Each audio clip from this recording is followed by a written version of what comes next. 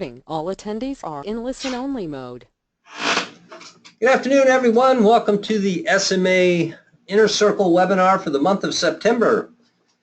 Today we are thrilled to have with us Eric Koffeld from TopBuilder Solutions. He's got a lot more of a background. He represents TopBuilder Solutions today, but Eric is a certified graduate associate within NAHB, a senior level business manager focused on technical solutions for the construction industry for over 20 years. He's provided management consulting services of many types of builders of all sizes. I've known Eric for a while, and I've known of him for much longer than that. He's got a great reputation. Spoken at our SMA events each year for the last couple of years, the big conference that we have here in Orlando. Always does a great job. He even though he represents a software company, he's always good about being pretty brand agnostic, as he calls it. That is, he represents, the technology to the industry before he represents a specific software. And he always has real good, real-world relevant content.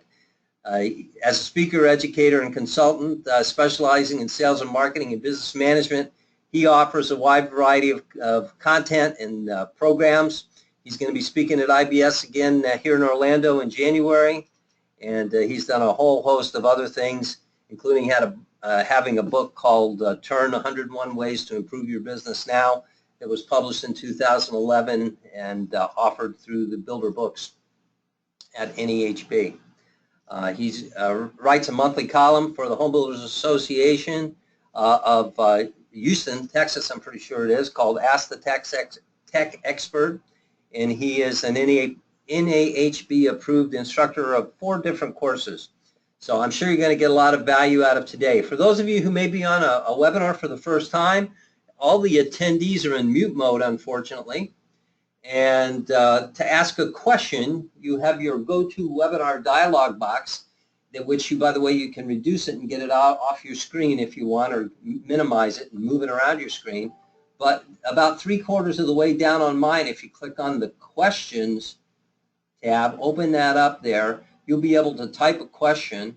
And then as Eric does his presentation, if the question is germane to what he's speaking about, I'll try to bring the question up on your behalf. He'll answer it. And any questions that we don't hold your questions till the end. You can type your questions out as we go. And if they're not specific to the topic he's speaking on, then we'll just hold those questions till the end and present them at that point.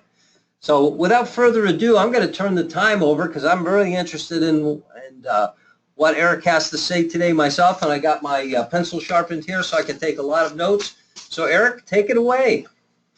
Well, thanks. Thank you very much, Bob. I appreciate the opportunity to be with everybody today.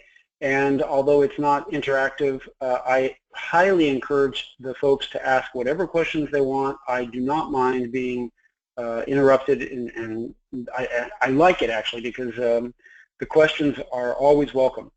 So thank you again. My contact information is right here. You might, we'll get more to this later, but you might want my email. If you want a copy of this presentation, all you have to do is ask.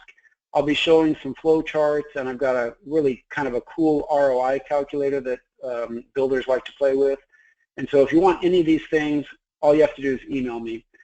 We've got a little bit of time today. This presentation is about lead management best practices, but ultimately what it's really about is money. I think that it all boils down to making more money, making more profit, and if you can do that more easily, all the better.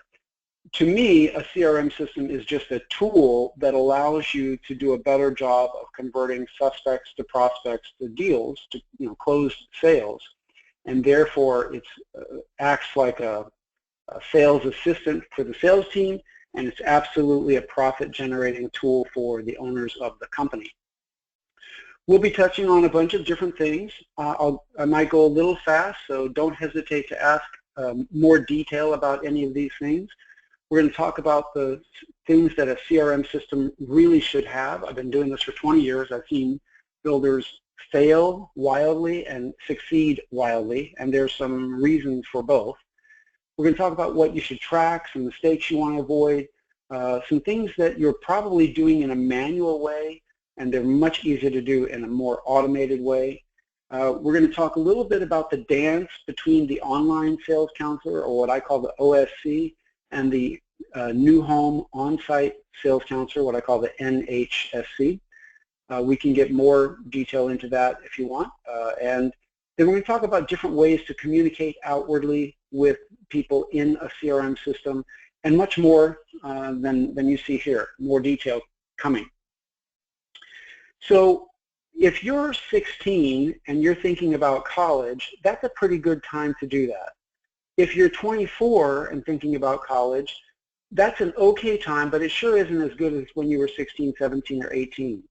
And in sales, now is always the best time. It's the best time to get new customers, new leads, get a CRM system, change your business processes, get a website or get your website redeveloped so that it's more of a sales tool. In fact, that's a whole nother topic we could talk about, is websites as sales tools versus digital brochures. So the best time for you to do more towards making money was yesterday, but the second best time is today. And so one of the reasons builders fail, in my experience, is that they did not take action. They are willing to accept the status quo, and maybe they're only selling 30 homes a year instead of 60, or maybe they're only selling 500 instead of 1,000, or whatever the case may be. So that initial step of taking action is actually really quite critical. Now, there are some quick assumptions to make here. CRM systems, contrary to what you might think, they are actually very inexpensive. They should be easy to use. All of the ones that are good are easy to use, and they're effective. So they're effective at pushing the sales forward, converting more leads. If it's easy, effective, affordable, that's a win. That is a winning tool to have. So remember, of course, that the CRM system is only part of your sales department. You still have your salespeople. Even though I'm going to be talking about automation and how the salespeople love CRM systems because it acts like they're assistants, you still are really a team of people, whether you're a single business owner or whether you're a production builder with multiple communities and multiple levels of sales staff. Let me show you something. I'm going to bounce out of this. I talk about this ROI calculator. It always surprises builders when they see how much money they're losing. This is and I'll send you all of this, but this is fun. So you just plug in your numbers here, and then it tells you how much money you're losing per day. So let's just change some numbers here. Let's say I do 30 homes a year, and I make 20 grand a home, and I have one salesperson, and I get, let's just make it smaller. Let's say I get 8 leads a month to sell my 30. Well, that's pretty good if I'm selling 30 homes with 8 leads a month.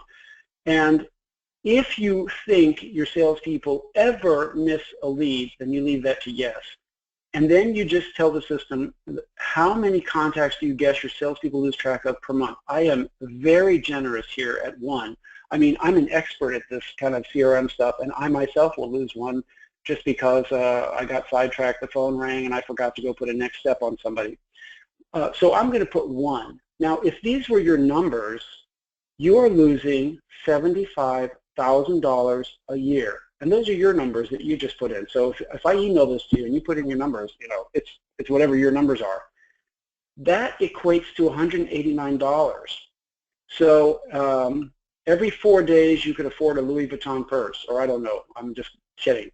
But if you change these numbers, let's say you do 80 homes a year, but let's say you only make $15,000 a house. Hopefully it's more than that, but okay, I'm just throwing some numbers out here. And you get 15 leads a month, and you still only lose 1. If you still really believe you only lose 1 a month, okay, great. Now you've lost 80,000.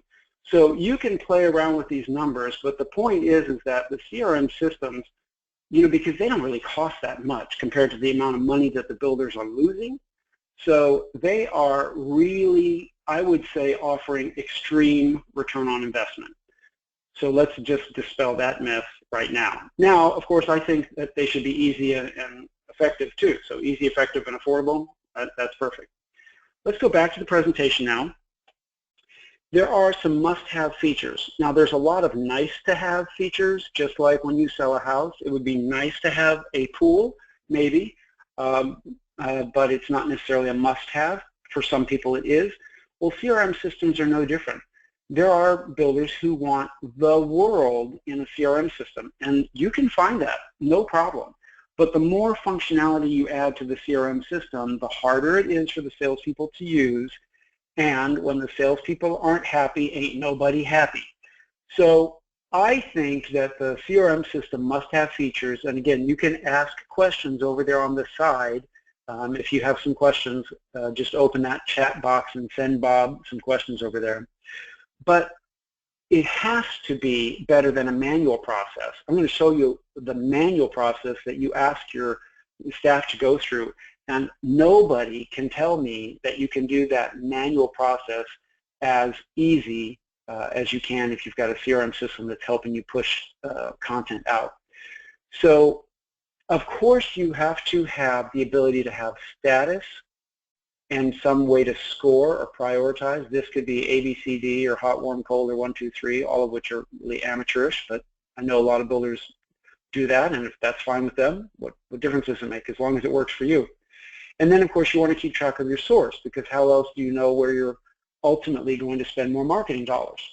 You have to be able to email from the system with your own email address, and it has to be able to send emails out automatically for you when you're sleeping. You can set up emails to go out automatically on an immediate basis. So I'll just talk through that. We'll show it to you in a minute. A new web lead goes, well, a new contact goes to your website. They bounce around. They fill out a contact form. They hit the submit button. That lead immediately goes into your CRM system without you having to type or enter any data. The CRM system should be set up to then change the status of that contact to be called a web lead.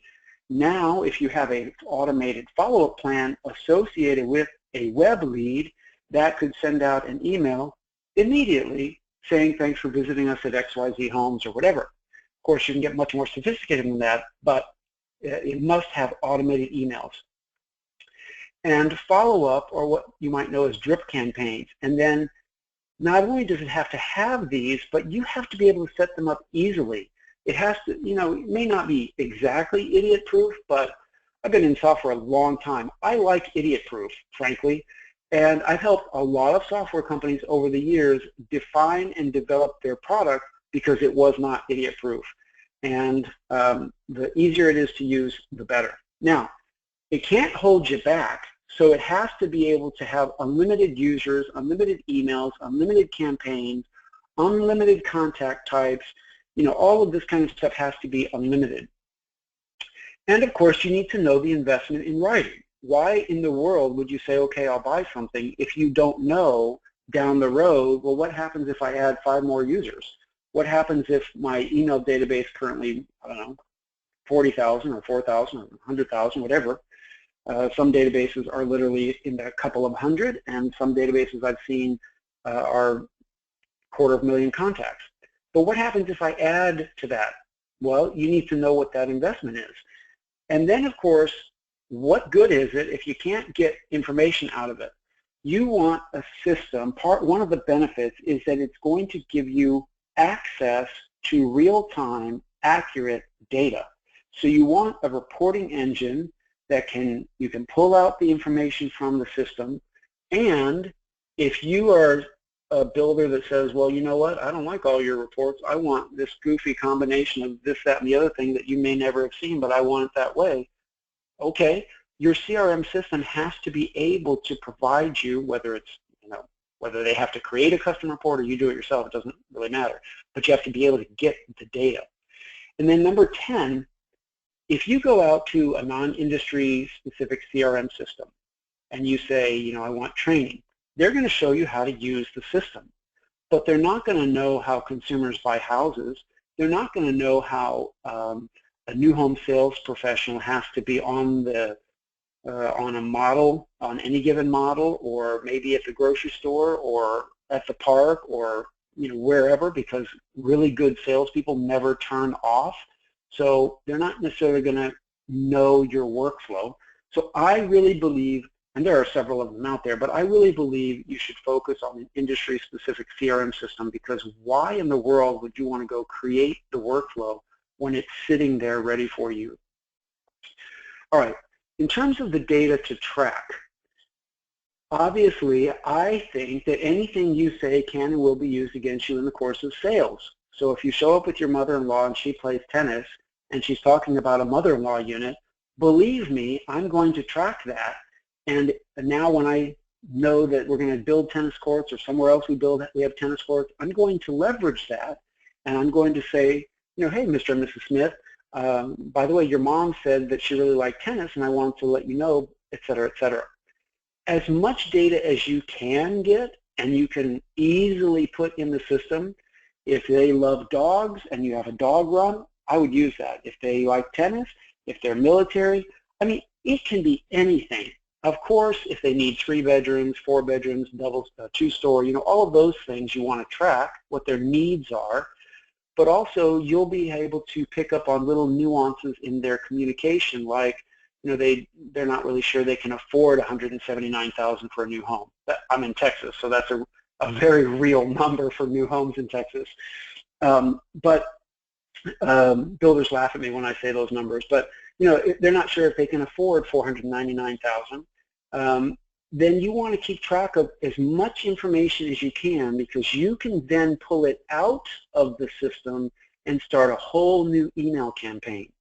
Of course, anything that they have in terms of their budget, if for custom builders, you know, permits, for remodelers, maybe you're building in a county where you don't have to pull a permit. If there's topography issues, of course, you know, some states like Utah have all kinds of topography issues. Others don't. Whatever preferences they have, you know, if they need a water view, if that's really paramount, any kind of communication, if they say, I really want an email to my wife's work because that's where she does all of her work, well then pay attention to that and put that as her primary email. And then of course you want to be able to track all of the follow-up. So I want to see how many emails I sent out. I want to see who opened my emails, my mass emails. I want to see who read my individual emails. I want reporting. Really, anything you can put in the system. Every CRM system has an other field. There is no reason not to put something in the system, because there's always a space for it. All you have to do is put it in there. You can also do tags and keywords and things like that. Every CRM system, if you want to use it in its full capacity, a lot of builders don't. Frankly, they use it as a contact management system, a CMS. They're not really what I'd call fully using a sophisticated customer relationship management system, but you know, it's up to you. The more data, the better. That's my point there. All right, common mistakes to avoid. This is where I always get in trouble, because I just say what I know to be true. I told my wife a long time ago, don't ask me how you look in that dress, because I'm too stupid to figure out what to say. I just tell you what I think. Unfortunately, some of the mistakes that builders should have avoided are their own fault. They didn't ask enough questions. They didn't ask the right questions. They never asked if the system was, or the company was for sale, for example. There's all kinds. I have 101 questions that builders should ask when buying software. If you want that list, go ahead, just email me. I'll send you the list. 101 questions. Now, if you're just buying CRM software, that's a lot of questions. But if you were buying an enterprise-wide system that included accounting and scheduling and budgeting and all that stuff, you could easily go up to 200 questions. It is a very expensive mistake to start down the path with software. CRM software is cheap, but if you're buying large software, you spend a few $1,000s, and not to mention the time for several people to start learning it, only to then realize that it wasn't what you wanted. Horrible mistake. So ask more questions. The second most common, well, these are not in exact order, but a very common mistake is that the builder gives themselves too much credit. They think they know everything, they can implement everything, they don't really care what the software company has to say about best practices. you're losing a giant opportunity to gather intellectual capital and best practices. When you train on a software, if you say, I want my lead, well, let's use an easier example. I want my priorities to be A, B, and C. Okay, fine. The software company should be able to do whatever you want to do. But if the trainer says, would you like to explore some more sophisticated options, and you, the builder, says, no, I'm fine, ABC is all I need. Okay, you get that, but your competitor down the street has got a lot more nuances for a more sophisticated way of tracking your leads. Then another problem is that the decision maker didn't get buy-in from all the other staff. I have a saying, and that is, onboard your team before you get your team on board. You need to get their buy-in, especially if they're going to be a user of that system. Who knows, they may have some advice to give you from other systems they've used, or maybe they have some information that you didn't think of. It's a good idea to, you don't have to do everything by consensus and board of director level decisioning, but it is a really good idea to at least discuss some things with your staff before you just say, hey, it's my way or the highway. Of course, a lot of builders do that. That's okay. I'm just saying it's better for them to understand and want to use the system. Okay, immediate results. Well, what's immediate? What's hot? What's right now? I don't know. Most builders should be able to see results in 1 to 2 months, but not 1 to 2 weeks. And sometimes builders chose the cheapest option. Well, we all know that the cheapest option isn't necessarily the best option. And sometimes they just relied on what they heard from either other builders or their Builder 20 group or vendors or colleagues without really looking at the details of their decision for the software. Of course, CRM systems are really not that complex, but I usually see that particular one where they've heard from other people. I've usually seen that in the ERP systems. And then, of course, I'm going to go into another screen. This is one of the big mistakes is that the builder, whether that's a manager level or an owner level or VP level, they made an assumption that their sales and their staff are excellent and they can just kind of do whatever they want. They say, well, we give them the leads. Their job is to sell the house. I don't care how they do it. They can do it. Well, let's just show you what you're asking the salespeople to do. They're in this presentation, but I want to bring up kind of a bigger version so you can see it better. Hopefully you can see this. Bob, can you see this? Okay, well, I was on mute. My bad. I was talking away here. Yes, I can see no that. Problem. It's not okay.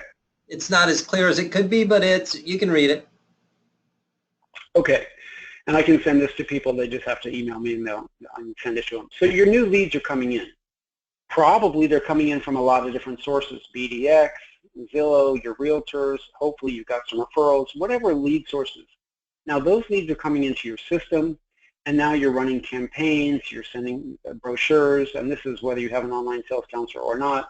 You're engaging with them, and at some point the status changes. Either they said, hey, we don't have any money, and you push them over to credit repair, or they come on site, they take a tour, and maybe they kind of go back into play, and then they come back and take another tour. At some point, they're really moving forward, they come back a second or third time or whatever, and you've got a sale. And then, of course, CRM systems can push content out to your ERP system, your construction management system, or worst case, you can export it and import it very easily. But then some builders, they either don't do this or they just expect the salespeople to do it.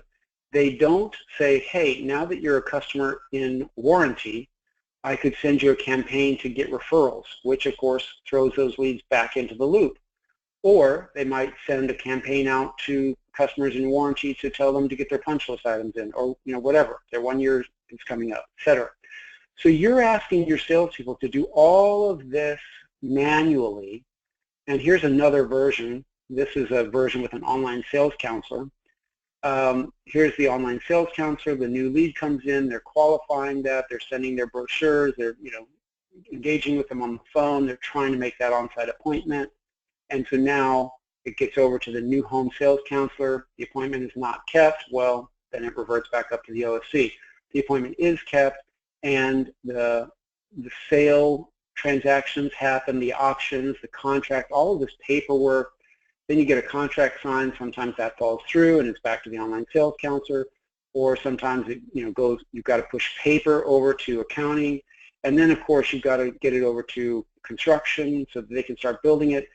That is just a lot of work to do in a manual way when a software system would help you push a lot of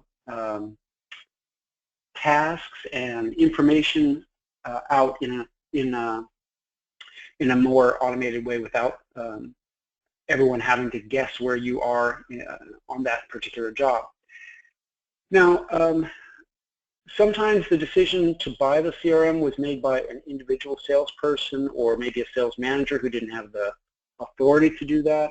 Again, you want to get everybody involved that is on the decision-making team, because it's no fun for the builder or anybody else, software company, to start working on a CRM system or any software and then find out that the owner of the company said, hey, no, we can't do that.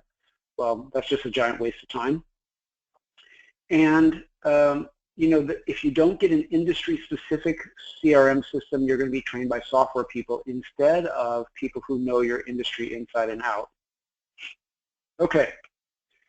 Now, we just talked about all these processes, and you can do these manually, I suppose. Some builders are doing them manually. They're just putting a lot of burden on their staff to do that, and they're probably not selling anywhere near the houses they could if they were leveraging automation. You have to, even if you are using Excel or Outlook, Outlook is sort of a contact manager, but not a real CRM system. But you have to have some way to score or rate or prioritize those leads. You have to have some way to keep track of what status or life cycle stage they're in, and you always have to know where they came from. Now, you can have multiple lead types, multiple contact types, and so forth. You can get very sophisticated, but even on a very basic, simple level, you've got to have these three things. Another thing that the builders don't necessarily know, and when I say builders, it could be the owner of the company, but it could be the sales manager too. It doesn't matter. You got to know your formulas. If I'm your salesperson and I sold 30 homes, and I say, hey, I need more leads, well, first of all, you wouldn't know how many more leads I need. And you, as the salesperson, you wouldn't know what you need to do to double your sales. So if I sold 30 and I want to sell 60, what do I have to do? You back up your formula. So you have to know the sources that you really got conversion rates. So when the local newspaper or the online forum or, I don't know, I'm trying to use some fake example, the neighborhood hardware store says, hey, you should advertise in our little bulletin. Well, even if it was $50 a year, you never got one sale from it, then really that's charity, not an advertising investment. However, if BDX or some lead source comes to you and says, hey, we're going to renew the contract for next year, you've got to be able to go back into the CRM system and figure out how many leads you got. Was that profitable or not? And so you just kind of start and then back up. So how many sales did I get? How many on-site appointments did that need to happen? And then how many leads do I need to get? So if I got 500 leads and I converted those to 20 sales, obviously if I want to double my sales, I need double the leads. You got to know it to replicate it. This is that chart that I just looked at. It's in this spreadsheet. I just want to put it here again because it's a lot of effort to ask people to do this manually, especially when you get into the nuances of keeping track of things. Okay, well, they're on the newsletter and they need credit repair, and I'm trying to get them on site to the new home salesperson. It's a lot to keep track of. Oh, and they said they wanted tennis. I got to remember to tell the salesperson to make sure she shows them the 2 new tennis courts. It's a lot to keep track of. But again, I'll send these to you. All you have to do is email me. Now, the real benefits of the CRM system, I can boil it down in a few words. Make more money.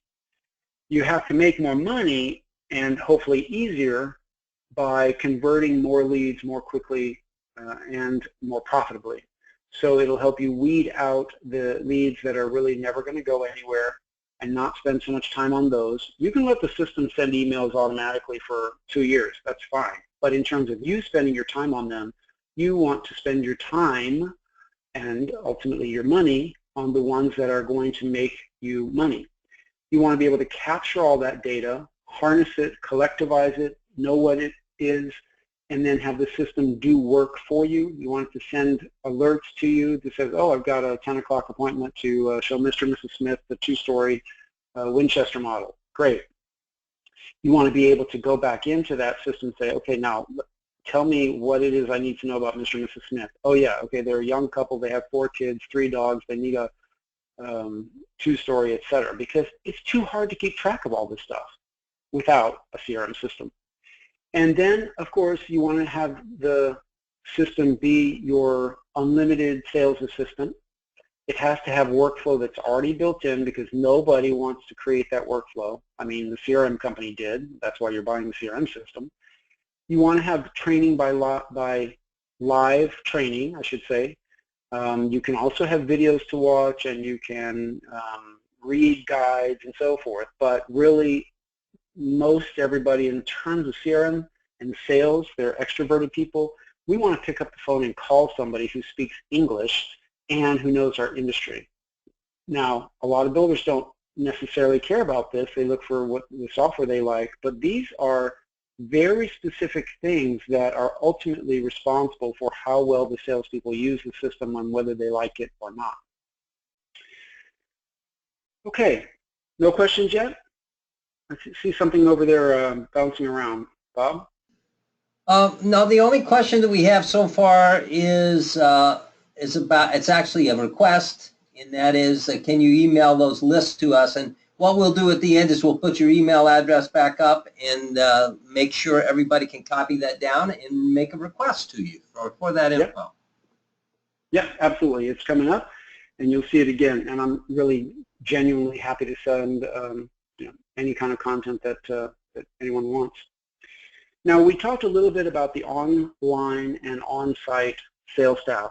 We could do a whole webinar just on that. So if you want a webinar specifically talking about the dance between the online and the on-site, just ask Bob. I'm happy to do that at any point. But there is a difference in selling to somebody who you are not seeing. They're sort of intangible. The skill sets required to sell somebody who's a virtual or digital sort of esoteric person versus someone who's really on site, they're different skill sets. If you walk on site, I can watch your body movement. Some really good salespeople know which way the eyes move if someone's recalling something or making it up. And you can sell a house in a different way when someone's on site with you. It is a different skill set. You need to ask yourself at your company, can my sales team handle both, or do I need 2 different versions or 2 different people to do that?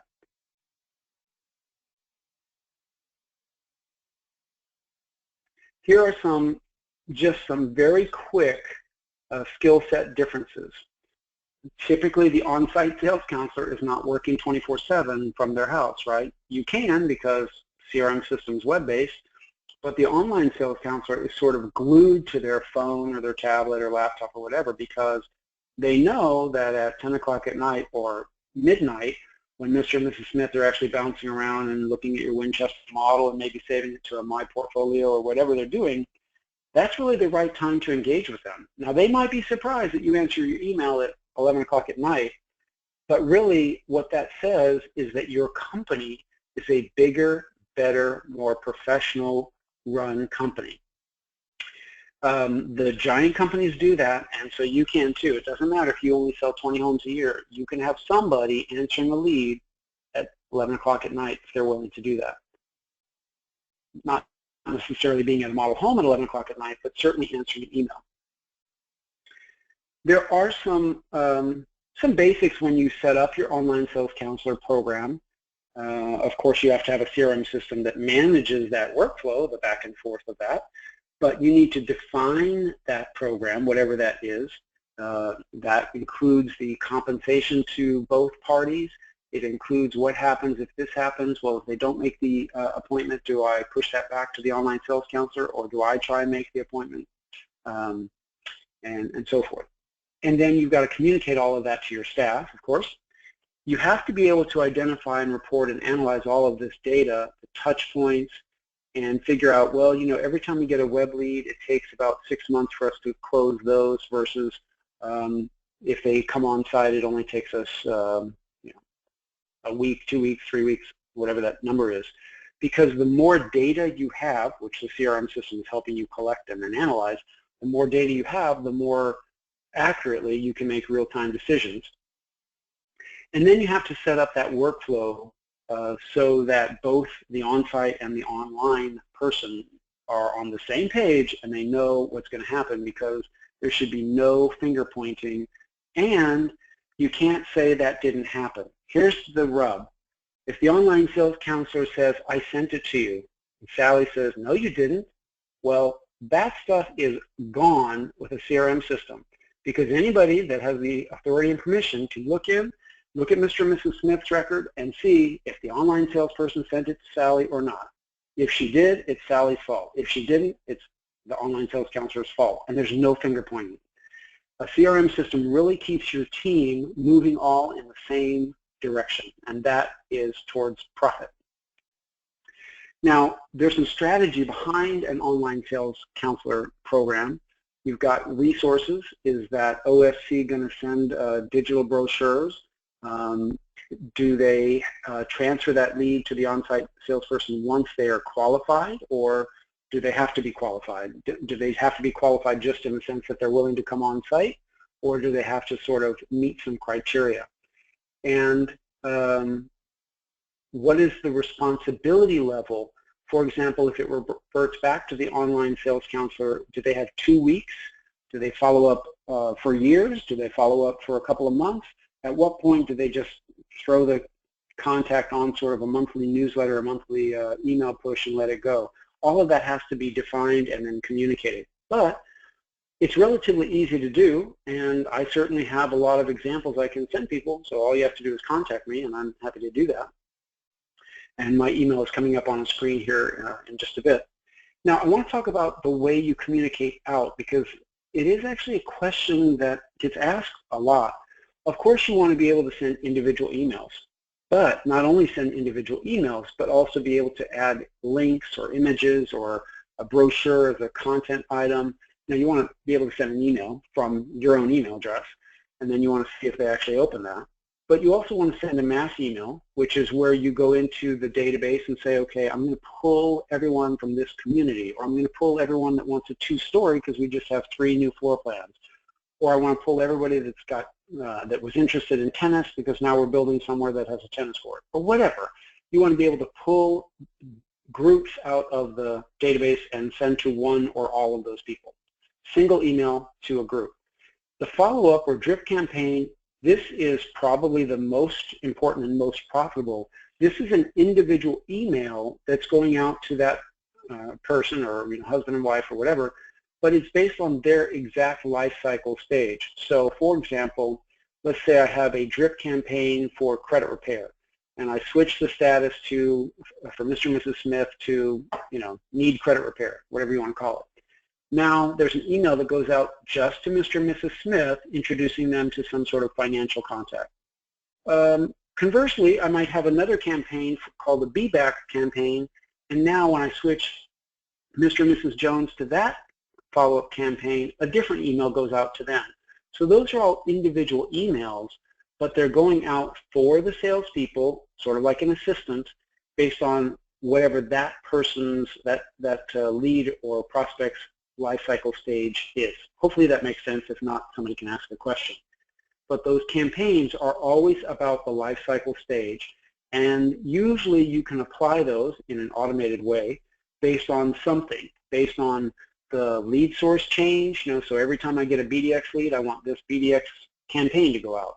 Every time someone goes down to a cold dead lead, I want something else to happen. Every time someone gets changed to the status of, I said, credit repair, or whatever that stage or status is, those are the triggers for things to change, whether you're working or not. Now, in terms of time frames, many of us, the old people like me, will remember the saying that if you always do what you've always done, you're always going to get what you always got. or some variation of that saying. I wish that were true, but it's not true. It's no longer true, because if you do the same marketing campaign you do today that you did 5, 6, 7 years ago, you will not get the same response that you got 5 or 7 years ago, because society changes. Our language changes. It's a living, breathing thing, and consumers get jaded, or they get used to text messages, or things change. So the buying cycle time, it used to be we kind of knew that a web lead came in and it probably you could sell them in 180 days or you're not going to sell them at all.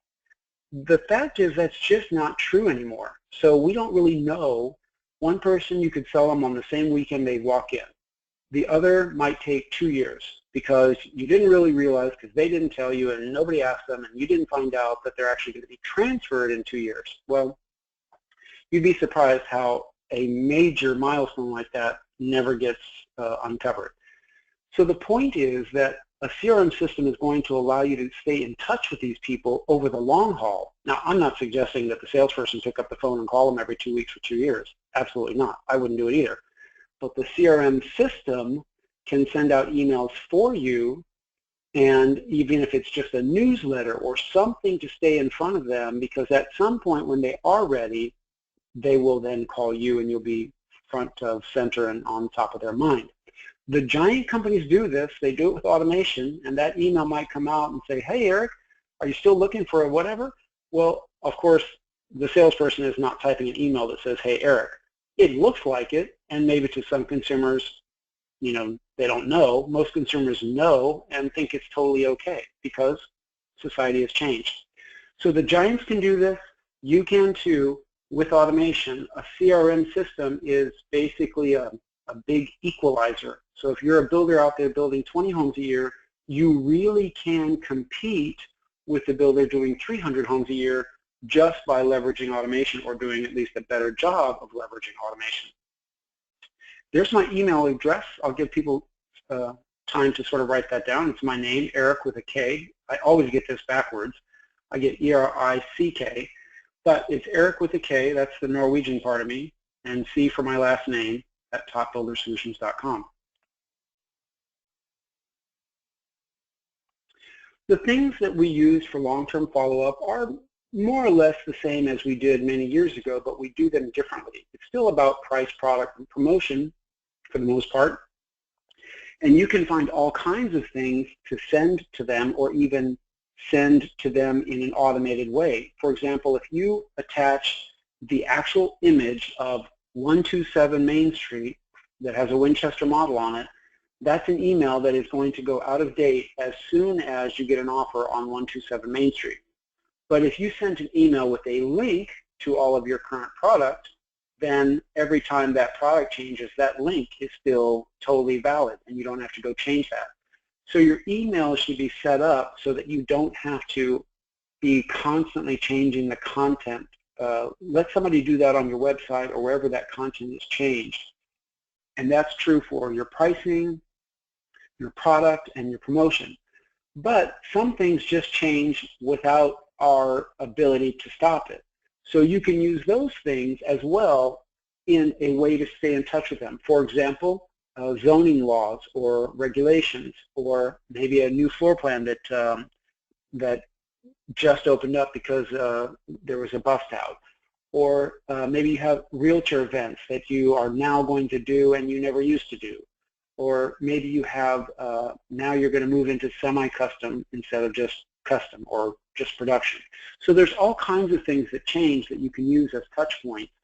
But remember that it's really nice if those touch points don't require you to go in and kind of be adding new documents and so forth. Hopefully that makes sense. Now, of course, sales is art, right? And my life goes on whether you sell another house or not. But there are some psychological evidence as to what works for people. And so I'm going to show you two different follow-up examples. They're very different. They're both very easy to do, and you can make hybrids of them. But here's one of them. I worked with Mike Lyon on this many years ago, And it's changed over the years, but this was something that you probably saw it in his book, actually. But anyway, the point is that immediately they get an auto response. That's great. And then hopefully within 4 hours, there's a personalized response. This auto response maybe says, you know, thanks for visiting us at xyzhomes.com. I'll reach out to you as soon as I can. This personalized response should be something like, thanks for reaching out to us. I see you're interested in the Winchester model. Here's some information on the Winchester model, or something more personal. You know, even if it's, I understand you're looking for a 2-story. We've got a lot of 2-story options for you. Let's see if we can meet, right? Whatever that personal response is for you.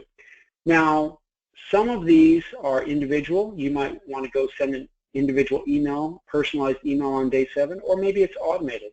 Maybe you call them, maybe you don't. Who's going to send an email on 720 days after that lead came in? Well, nobody I know, but the system would. This is just one example, 30, 60, 90, 150, and then you can see it stretches out as the timeline evaporates. One example. Next example, I know this is like way too small to see, but again, I can send this to people. Here's a little bit bigger version. In this case, there's a bunch of different campaigns. There's 10 different campaigns on the spreadsheet, but one of them is for a new BDX lead. And so what we do is we build these campaigns. So in this case, the very first task is an immediate email, you know, called thanks for contacting us or whatever, and that email is written, and then on day 1, assigned to the lead owner is a phone call with some sort of information to the salesperson to make this phone call. And and this could be whatever number of days you want. I mean, it's totally customized. But you're also putting internal notes to the salesperson to maybe change the status after a certain period of time, right? Because they're not hot forever. And so you can change these emails over time. And then let's say you change this email called changes in the community. Well, the salesperson doesn't have to worry about that because somebody's changed it in the system. And now all the salesperson has to do is keep working this lead because that email is going to go out in an automated way. So this is just one example of a follow-up campaign. And again, it could be the same for a new web lead or a house lead or a Zillow lead or whatever, and different campaigns for different things. Let's go back to the presentation here. So I'll go back one. So this is an example of a follow-up campaign with a lot of personal effort. This is an example of a follow-up campaign with a fair amount of personal effort, right? You're making 1 phone call, 2 phone calls, 3, 4, 5, 6, and that's it. Then after that, it's just automated, automated, automated. Okay. Now, there's 4 steps that I see missed all the time, and I wanted to share those with you. Number 1, you've got to have everybody being willing to use the CRM system before you ever go buy it. And they really should all be excited about it because it's going to help them make money.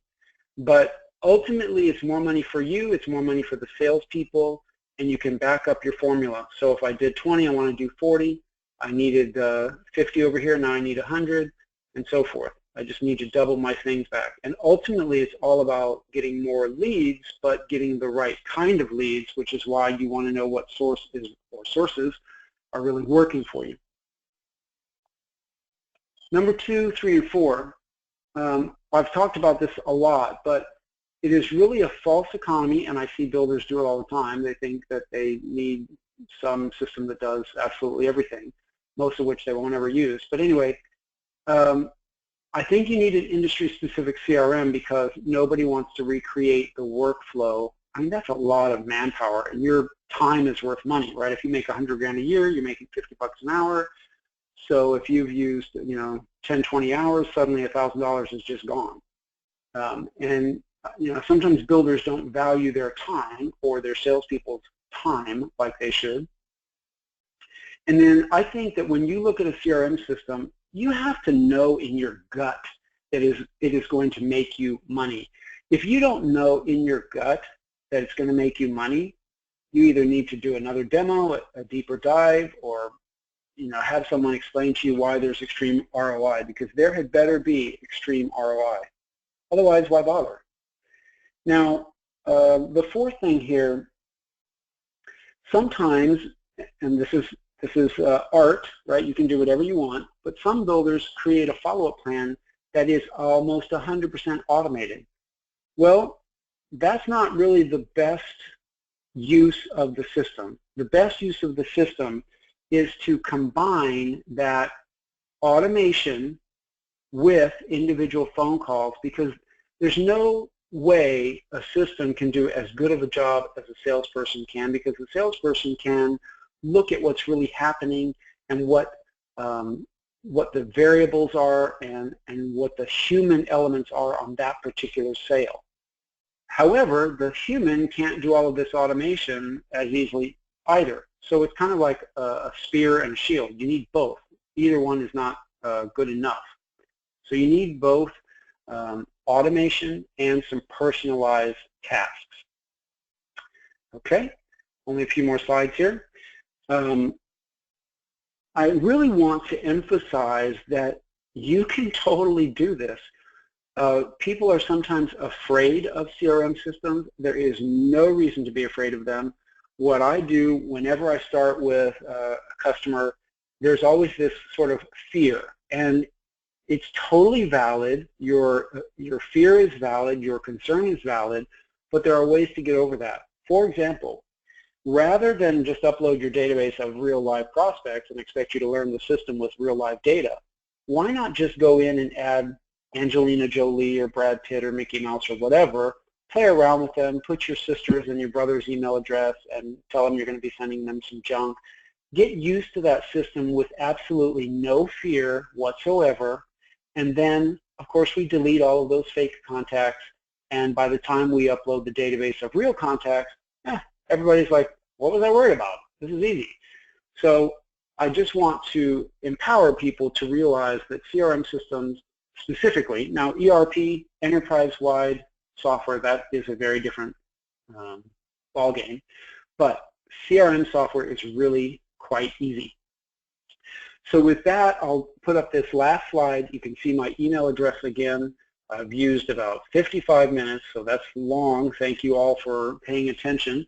And you're totally welcome not just to ask me for the handouts, but you are welcome to ask me something more private, maybe something I've touched on, like using a website as a sales tool as opposed to a digital brochure, or maybe you want more information on how does an online sales counselor interact with a new home sales counselor.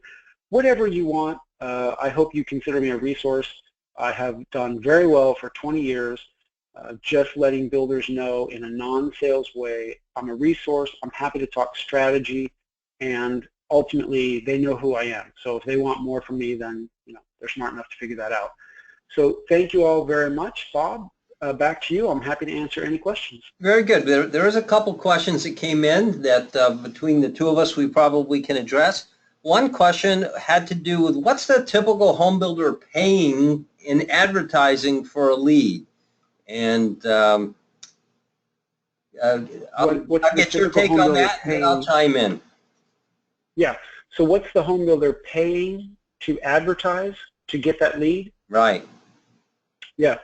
Well, it's all over the place. Of course, it changes regionally. So if you're a custom builder in Napa, I was speaking in Northern California, and they are very happy to pay $1,000 for a kitchen remodel, because the kitchen remodel is $250,000. In Houston, you can get a whole house for $250,000, a nice house in a gated neighborhood. But in Napa, you get a kitchen remodel. So they're happy to pay $1,000 for that. In fact, they'll buy 12 or 15 of them at that rate and still come out way ahead. Other builders, here in Houston, there's a builder who builds what I call salt boxes. They're like literally like $95,000 brand new homes. Well, they can't really pay that, right? So they're out there using a lot of search engine optimization and Google AdWords and billboards. So their cost of lead is more like $150. Now, how qualified are those leads? It's not just the cost of lead, it's how qualified they are. I think the real question is, how much does it cost to get a converted lead into a sale? What do you think, Bob? Yeah, we like to use a formula.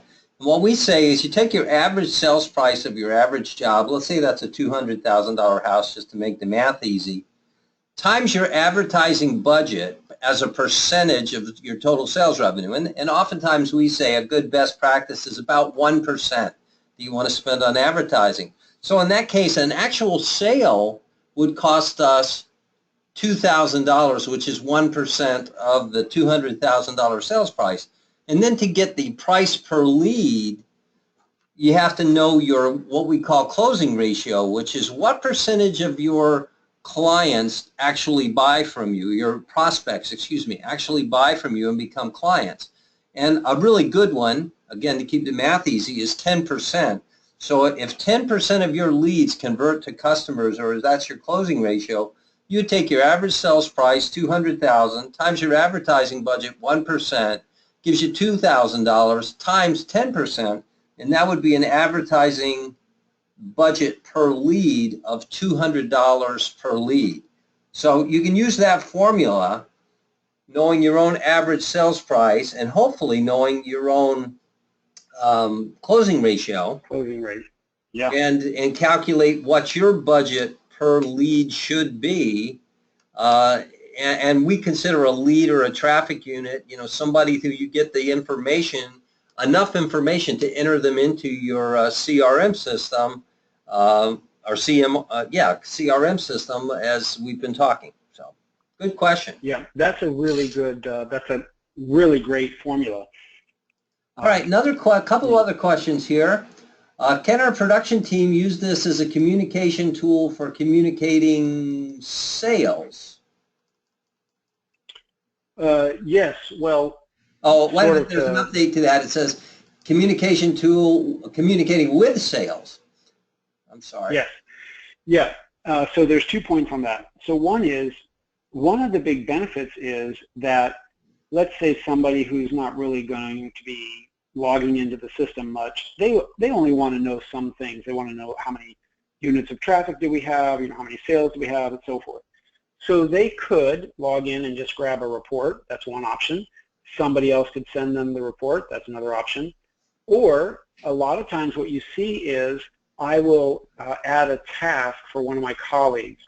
For example, I could send an email saying, hey, Joe, go do this. But if it's related to a record, I could just go into that record and I could assign a task for my colleague, Joe, to, you know, get the contract ratified or whatever. And so what you see is a lot of back and forth in between the team. So for example, you could have a follow-up plan to the new home salesperson that when the contract gets signed, they have to walk that contract to accounting. Let's just say there's a task called walk the contract to accounting. And then the accounting person has a task to, process the contract. So all of these tasks are getting done in the system. Now, when the head honcho pulls a report of activity, they can see what's been done. And again, no finger pointing, because the new home salesperson can't say, oh, I did that. Well, if it's not in the system, you didn't do it. So absolutely, you can use this as an internal communication system, not just to keep track of what's going on, but to actually move the internal tasks forward, just like the external sales tasks. All right.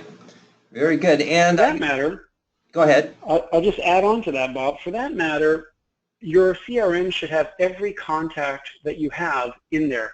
You should have all your realtors, because of course you might send realtor campaigns, but you should also have your trade partners and any kind of vendor, because you never know if you're going to have to send a mass email to your vendors. And so it's not just about leads, suspects, prospects, and customers. It's really about communicating to any and all of your colleagues, internal or external. Great. And we have one last question here. It says, I've tried to use Constant Contact for my email blasts in the past.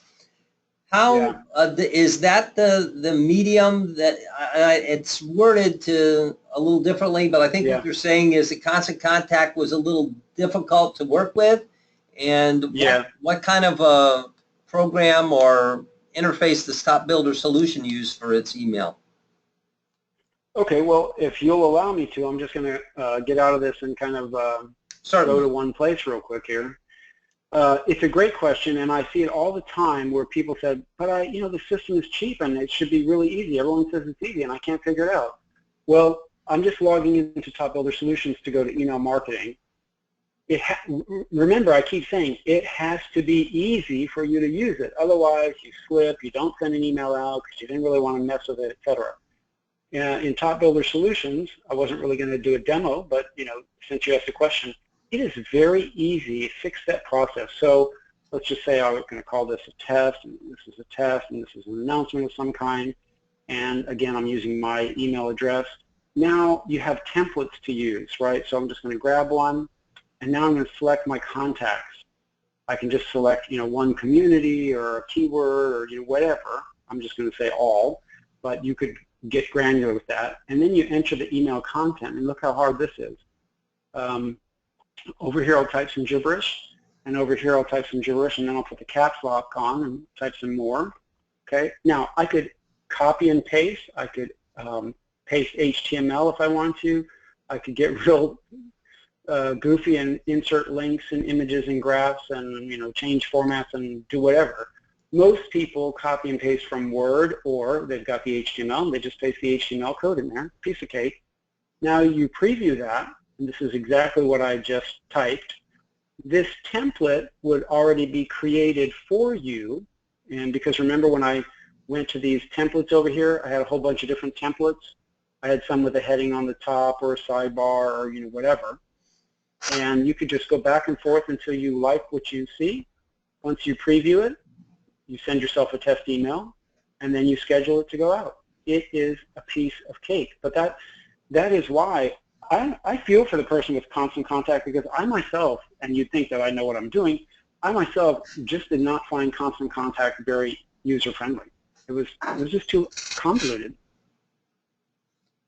Yeah, I have some personal experience with that, and the same way. I'm not the most up-to-date on the technology, and I think I felt like a toddler when I got done trying to make that work one time. So I can relate. Yeah, and then I don't remember Constant Contact's analytics exactly, but let's just say, when you've been sending a bunch of emails out, right, I sent this grand opening email out. Well, of course, I can see who opened it and who bounced and whatnot, and I can copy and edit and whatever. But here, if I was a salesperson, I'd want to know who read this thing. Aha, so these people read it? Well, guess what? I am for sure going to be calling these people first because they read that grand opening email. Now, I might go fix whoever bounced it, and maybe there was a mistake in their email address and whatever. But I am focused on profit, so I want to know who read my email. Good stuff. Yeah. Good stuff. And yeah, I'm glad you did this. I'm glad you pulled TopBuilder Solutions up, because at least some of the people who are on the call today are looking for CRM package. And we were at SMA. We don't endorse any one product, but we certainly recommend our builders to take a look at TopBuilder Solution when you need one. And so we're not opposed. We're not opposed to you, Eric, as a speaker. Advertising your product. That's what it's all about. You gave us good content, though, regardless of what CRM package you're using, or interface to your customer. You get some great information there, and I think we've touched on all the questions that we've had so far. So I'd like to thank you, Eric, for participating. Eric's email is up there on the screen. If you don't have, if for some reason you get off the call and say, yeah, I really want to see one of those forms that Eric had, and you can't find Eric's email address, feel free to send me an email address. If I have the form, I'll send it to you. If I don't have the form, I'll send your email on to Eric so that he can provide it to you. Anything that he showed today, he's said he's willing to share. So we appreciate that. Happy to do that. The flow charts, this ROI calculator, so you can plug in your own numbers, which is, you'll either hate the number or love it, one of the two. But this kind of example of a automated follow-up plan, I'm happy to send it all. Very good. Well, it's motivated me to get back into it as well. So I appreciate your time today, Eric. I appreciate everybody who attended the program today as well. If you have our next webinar will be coming up at the very beginning of October.